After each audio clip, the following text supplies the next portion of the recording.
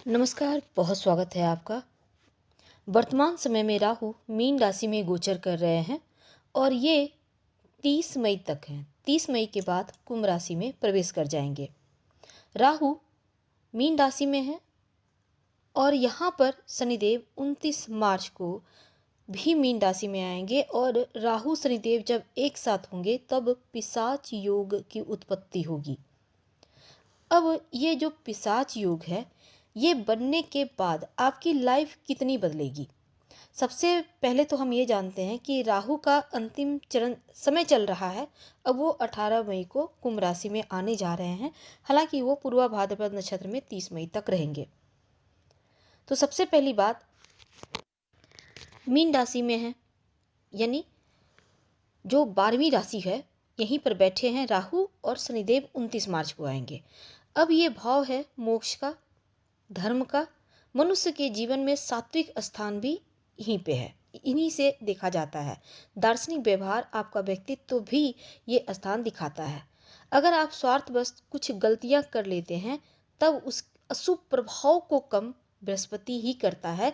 अब देखिए, राहु पूर्वा भाद्रपद नक्षत्र यानी बृहस्पति के नक्षत्र में प्रवेश 16 मार्च को किए हैं और यहाँ पर वो 30 मई तक रहेंगे।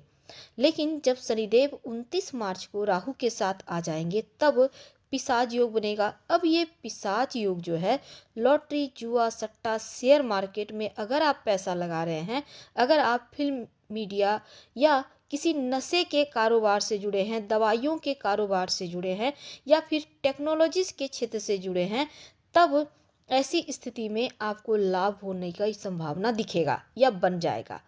राहु स्वयं की इच्छाओं को तो बढ़ाता है और इच्छा को भड़काता भी है, आपको उन चीज़ों को प्राप्त करने की तरफ ले जाता है।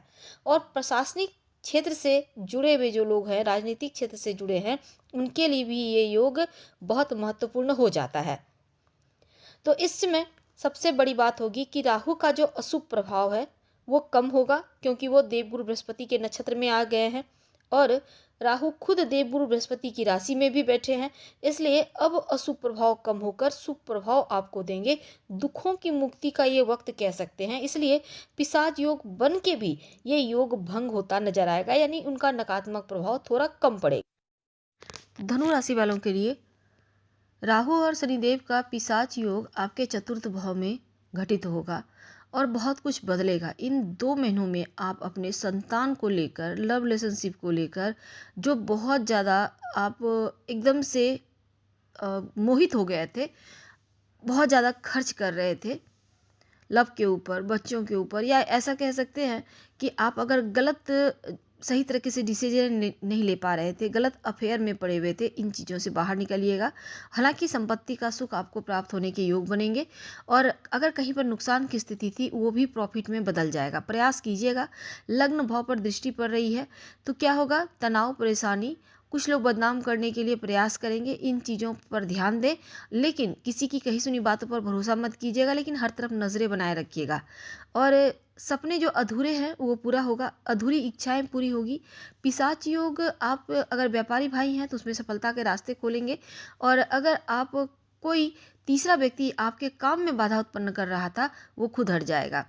तो इसमें मोह माया और अति के चक्कर से बाहर निकलिएगा। अगर वैवाहिक जीवन में है, रिश्तों में थोड़ा सा गड़बड़ चल रहा था तो आप दोबारा सोचने का प्रयास करेंगे। हालांकि कर्ज मुक्ति के योग बनेंगे आपके लिए।